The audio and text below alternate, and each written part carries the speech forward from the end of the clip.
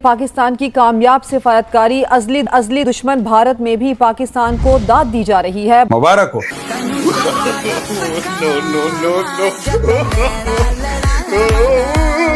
मुबारक हो।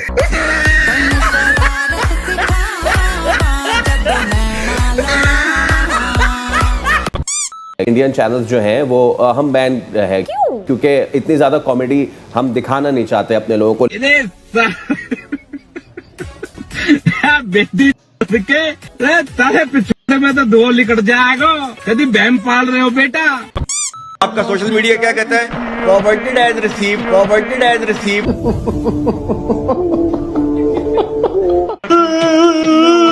मुझे पहले से ही लग रहा था कि ऐसा ही गड़बड़ होगा। ऐसा ही चलता रहा तो एक न एक दिन हमारा ही गेम हो जाएगा। कलेजा ठंडा हो गया मेरा। सॉरी सर, गलती से मिस्टेक हो गया।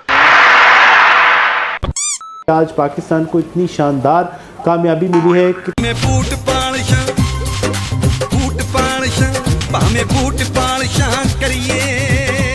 Hey, you're an absolute moron. Check your phone.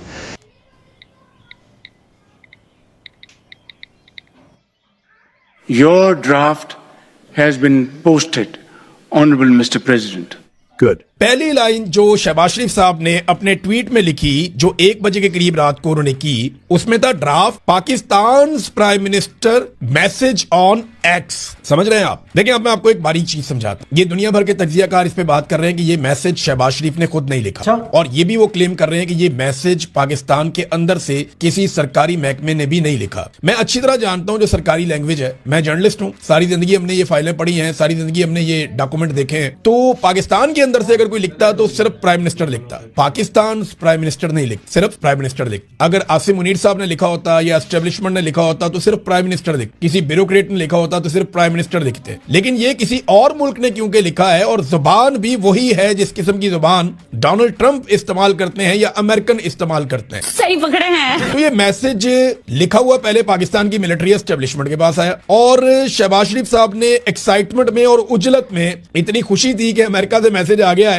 कि इन्होंने फौरी तौर पे उसको ट्वीट कर दिया, ये सोचे बगैर कि इसकी पहली लाइन को मिटाना था। यानी पहली लाइन में ये लिखा हुआ था कि ये पैगाम शहबाज शरीफ साहब अपने ट्विटर से पोस्ट करेंगे, ये लिखा हुआ था। और शहबाज शरीफ साहब ने पहले लाइन ये वाली भी लिख दी कि शहबाज शरीफ साहब अपने ट्विटर से ये वाला ड्राफ्ट पोस्ट करेंगे, और नीचे वो पोस्ट भी साथ ही लिख। थोड़ी देर के बाद शहबाज शरीफ को अपनी गलती का एहसास हुआ और उन्हें एहसास दिलाया गया बड़े तगड़े तरीके से, तो उन्होंने फिर अपनी ट्वीट को एडिट किया, और एडिट करने के बाद ये पहली लाइन निकाल दी। तो ये इनिशिएट फिर ऐसा है कि पाकिस्तान से नहीं हुआ, प्राइम मिनिस्टर ऑफिस से नहीं हुआ, पाकिस्तान की एस्टेब्लिशमेंट ने नहीं किया, और पाकिस्तान के किसी ब्यूरोक्रेट ने नहीं किया। हाय हाय।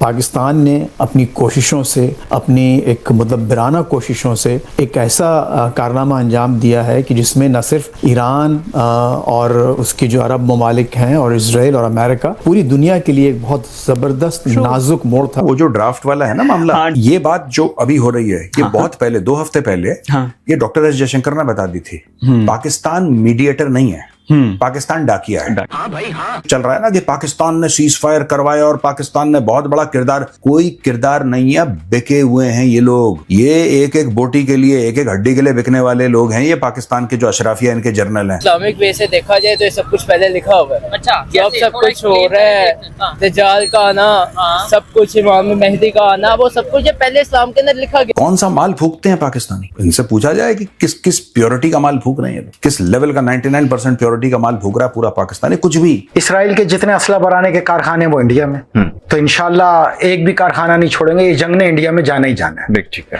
2 महीने में जाए, 3 महीने में जाए, लेकिन 26 नवंबर से पहले इंडिया की मैशियत को कैसे टुकड़े करना है। बेटा औकात के हिसाब से काम करा, ठीक है? बोलो जरदारी से क्या कर रहा है वो नालायक का बच्चा।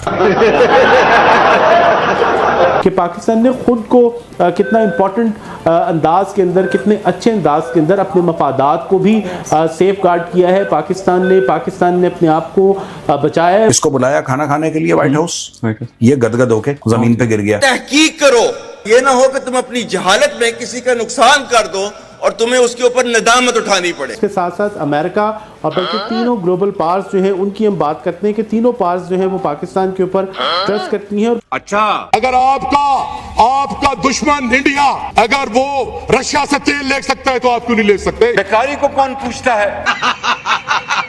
पेट्रोल पे कम करें, अवाम का भुट्टा निकल गया है, अवाम का जाना निकल गया है। जो 50,000 रुपए कमाने वाला बंदा है वो 25,000 रुपए कहाँ से लुटाएगा? क्या खाएगा, क्या पिएगा, क्या घर लेके जाएगा? ये गैस तो पाकिस्तान की पैदावार है ना, तो पाकिस्तान में किस चीज की कमी होगी? ये मैं आपको एक बात बताऊं, गैस पूरी दुनिया के अंदर पाकिस्तान से जा रही है। क्या हमने वो रास्ता इख्तियार करना है जिसके अंदर आज कितारें और आज लड़ाइयां हम पेट्रोल पंपों पे देख रहे हैं, या हम वो रास्ता इख्तियार करें कि जिसके अंदर लोग अपने फैसले खुद करें? हाँ, ये कर लो पहले। अबे हम तो खुद इस काबिल है, हम सबको खिलाने वाले हम हैं पाकिस्तानी, हमारी जमीन सोना उगलती है, पर तुम माजूर हो पाकिस्तानी, माजूर हो। गाली ये टीवी में बैठ के जो ना बातें करने से कुछ नहीं होता, आवाम के बीच में हो तो इंशाल्लाह बहुत कुछ पता चलेगा। पाकिस्तानी अवाम को उठाना पाकिस्तानी जनरलों का मामूल बनता जा रहा है और हम इसका इल्जाम भारत पर डालने के लिए पाकिस्तानी अवाम के टैक्स का पैसा खूब लुटा रहे हैं। डॉलर, पाउंड, रुपया, जितनी भी करेंसी चाहिए सब लुटाई जा रही है। मैं पूछता हूँ, इतना रुपया पाकिस्तानी अवाम का लगाकर भी हमारा प्रोपेगेंडा कामयाब क्यों नहीं हो रहा? देखिए, हमेशा की तरह हमने अपनी मर्जी की कंट्रोल्ड हुकूमत लाने के लिए पॉलिटिकल इंस्टेबिलिटी पैदा की, लेकिन इमरान खान और उसका आज़ाद social media out of syllabus आ गया। अफसोस, पाकिस्तानी अवाम के टैक्स के इतने पैसे खर्च करने के बाद भी हमें कामयाबी नहीं मिलती। तो हर चीज का हल जबर होता है, सोशल मीडिया एक्टिविस्ट पर दबाव डालो और उन्हें खामोश कराने की कोशिश करो।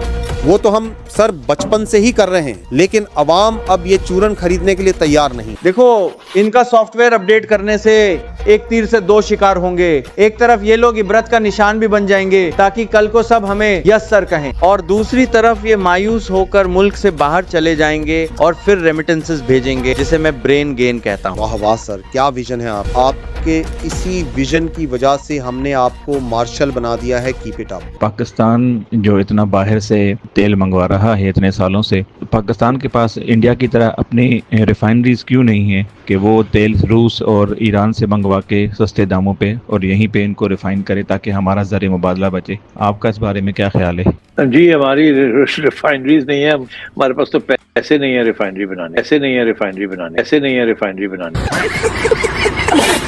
कि दुनिया में तो अब ऑस्ट्रेलिया में, इंडिया में देखें, वहाँ पे जो है वो किसी कीमत पे भी पेट्रोल और जो है वो डीजल जो है वो अवेलेबल ही नहीं है। क्या गलत हो रहा है ये? पाकिस्तान पे कर्जा 26 नवंबर को नहीं होगा, इसलिए कि डॉलर ही नहीं होगा। कह रहे हैं कि हमारे पास डीजल, पेट्रोल, एलपीजी 10 साल का है, अभी 2 दिन में लोगों के पास कुछ नहीं। ये जो ऐसे बात बस ये बोलते हैं हमारे पास 10 साल का डीजल है, पेट्रोल है, एलपी है, इन लोगों के पास एक दिन का नहीं। ये झूठे हैं, सारे बेईमान, 1 नंबर के, सारे 2 नंबर है। मैं खुद साइकिल खरीदने के लिए आया, वो बाइक पेट्रोल बहुत महंगा हो गया। सही है, बात तो सही है। 500 रुपए का लीटर हो गया, 459 ऐसे हो रहे हैं। अभी 380 रुपए का 380 रुपए का लीटर है। गरीब बंदा कहाँ से लाएगा? ये तनख्वाह 40,000 है, घर का 15,000 कराई है, राशन है, बच्चे स्कूल का फीस है, क्या है यार? तो अभी लोग, आपने बाइक पहले चलाते थे, बाइक आपने खड़ी कर दी? बाइक मैंने खड़ा किया, मेरे भाई भी बेच दिया। हाय हाय महंगाई। अभी बाइक बेची आपने? अभी बेच दिया, ये चाबी दे रहा हूँ उसको। अभी तो आप साइकिल खरीद रहे हैं? साइकिल खरीद रहा हूँ अभी। पेट्रोल और डीजल की कीमतें बढ़ने के बाद साइकिलें लोग बहुत ज्यादा परचेज कर रहे हैं, आप भी यहीं पे खड़े हुए हैं। क्या आप साइकिल खरीदने के लिए आए, किस लिए आप यहाँ पे आए? अम्मा बहन पे आ जाऊंगा मैं इनकी। भाई मैं यहाँ साइकिल खरीदने आया हूँ क्योंकि हुकूमत ने पेट्रोल हमारी पहुँच से बाहर कर दिया और इंशाल्लाह जल्दी साइकिल खरीद के कल से साइकिल चलाएंगे इंशाल्लाह इंशाल्लाह। आप बाइक छोड़ रहे हैं, गाड़ी छोड़ रहे हैं? गाड़ी को हम तीली लगा रहे हैं क्योंकि बाइक चलाना हमारे बस की बात नहीं है अभी। जब तक ये हुकूमत रहेगी इंशाल्लाह साइकिल जिंदाबाद। साइकिल जिंदाबाद? हाँ, साइकिल जिंदाबाद। आपको पता है साइकिल पे जो लोग आ रहे हैं, अभी पेट्रोल का खर्चा तो खत्म हो जाएगा, लेकिन साइकिल पे वो जो रास्ता है वो बढ़ जाएगा। जैसे पेट्रोल के ऊपर जब गाड़ी चलाते थे, बाइक या गाड़ी, तो उसके ऊपर पहले जो आधा घंटे का सफर था वो अभी 1 घंटे, पौने घंटे पे चला जाएगा, 1.25 घंटे पे चला जाएगा। जब नाअहल हुकूमत आएगी फिर यही होगा। अब जहाँ हमारा 2 घंटे का सफर था अब 4 घंटे हुआ, 1 घंटे का सफर 2 घंटे में चला गया, क्योंकि हुकूमत को कोई फर्क थोड़ी पड़ रहा है। भाई इनकी अयाशियों में कमी नहीं आनी चाहिए और बाकी हम साइकिल से गुजारा कर लेंगे इंशाल्लाह। आप सभी कंफर्म आपने फैसला कर लिया कि आप साइकिल ही चलाएंगे? इंशाल्लाह हम बाइक को आग लगा के या तो उसे कम कीमत पे बेच के एक साइकिल लेंगे जो मुनासिब होगा। तो साइकिलों की कीमतें भी तो बढ़ गई है ना अभी? क्या कर सकते हैं, हुकूमत से लड़ तो नहीं सकते। लेकिन साइकिलों की कीमतें बढ़ गई हैं, लेकिन पेट्रोल की बचत होगी। हाँ, बचत करने का यही तरीका है, क्योंकि माशाल्लाह हमारी हुकूमत हमारे बहुत ख्याल रख रही है इस टाइम। उन्होंने हमें साइकिल तक तो ला दिया है, अनकरीब इंशाल्लाह हम साइकिल से भी पैदल भी आ जाएंगे। सीधी सी बात है। अब तुम्हारे पास तो पैसे नहीं है स्टील मिल बनाने के लिए, तो हमारे पास तो हम फुकरे हैं बेसिकली तो इसलिए रिफाइनरी के लिए तो हमने सऊदी अरेबिया को बहुत दफा दावत दी थी कि आप यहाँ रिफाइनरी बना लें, आप ग्वादर पोर्ट भी ले लें, रिफाइनरी भी बना लें, मगर वो हमारे अंदरूनी हालात इस किस्म के हैं कि कोई सर्टेनिटी नहीं है कि पॉलिसी क्या होगी क्या नहीं, इसलिए कोई चीज आगे नहीं चलती। हर 2 साल के बाद गवर्नमेंट चेंज हो जाती है या कुछ और नया ड्रामा हो जाता है, यहाँ सारा वक्त सियासी क्राइसिस ही चलती रहती, इसकी वजह से मईशत नहीं चलती। मईशत नहीं चलेगी तो रिफाइनरियां कहाँ से बनाएंगे आप? आपके पास तो अपने कर्जे देने के लिए पैसे नहीं है, तो रिफाइनरी कहाँ से बनाएंगे? तो बाहर वाला ही आके बनाएगा। बाहर वाला अगर आएगा बनाएगा तो फिर उसको गारंटियां चाहिए होंगी, तो गारंटियां आप कहाँ से देंगे? आप तो कल की गारंटी नहीं दे सकते। तो ये सिचुएशन है, इसलिए ये रिफाइनरी का जो आइडिया है, ये आइडिया बहुत अच्छा है, जैसे और बहुत से अच्छे आइडियाज हैं, मगर हमारे अभी जेब खाली है। आए हाय नजर ना लगे तुझे। सर आने वाला टाइम इंशाल्लाह ऐसा होगा, आवाम पैदल जाएगी, पैदल घूमेंगे इंशाल्लाह, ये साइकिल भी छोड़ देंगे, बाहर हो जाएगी, क्योंकि हर चीज पेट्रोल के ऊपर है। अब गाड़ी जो किराया है वो भी दुगना हो गया है, तो बंदा क्या लाएगा? साइकिल बेचने वाला जाहिर सी बात है वो अपनी रोजी रोटी तो रखेगा, तो हमारे जैसे जो छोटे लेवल के बंदे वो तो पैदल ही सफर करेंगे भाईजान, यही कह सकते हैं। अभी साइकिलों की कीमतें भी आपको पता है 25,000, 30,000, 40,000, 20,000 पे आ गई। सर कम से कम 22-24 हजार से नीचे की साइकिल नहीं है। अभी आप जो साइकिल परचेज कर रहे हैं इसकी क्या कीमत है? 14,500 रुपए भाई बोल रहे हैं। हालांकि ये छोटे साइज की बाइक है, जो सीट बड़ी करेंगे तो साइकिल बड़ी हो जाएगी, तो लेकिन छोटे साइज की साइकिल भी 14,000 रुपए की। जी बिल्कुल, क्या करें, अभी करना पड़ेगा। अब तो गवर्नमेंट को सोचना चाहिए ना आवाम के लिए। आवाम के लिए क्या कर रही है? 80 रुपए उन्होंने रिलीफ दे के हमारे ऊपर एहसान कर दिया। 80 रुपए रिलीफ थोड़ी दी है, 137 रुपए बढ़ा के 80 रुपए एहसान कर दिया ना कि हमने 80 रुपए कम कर दिए। ये तो एक पॉलिसी है उनकी कि इतने बढ़ाने इतने कम करके बस काम पूरा हो जाना है, क्या कर सकते। अच्छा, लोगों के जहन में वो नहीं है जो रेट बढ़ाए, लोगों के जहन में वो है जो 80 रुपए कम किए। हमें पता है वो किस लिए किए हैं, रेंज इन्होंने अपनी पूरी रख ली है कि हमने इतने बढ़ाने थे इतने कम कर देने। बहरहाल हम तो अल्लाह तवक्कल है। तो खैर पूरा वीडियो आप लोगों ने देख लिया। वीडियो देखने के बाद में आपकी क्या राय है, कमेंट सेक्शन है आपका, आप भी कमेंट करके अपनी राय रख सकते हैं। जय हिंद, वंदे मातरम, जय श्री राम, जय श्री राम, जय श्री राम।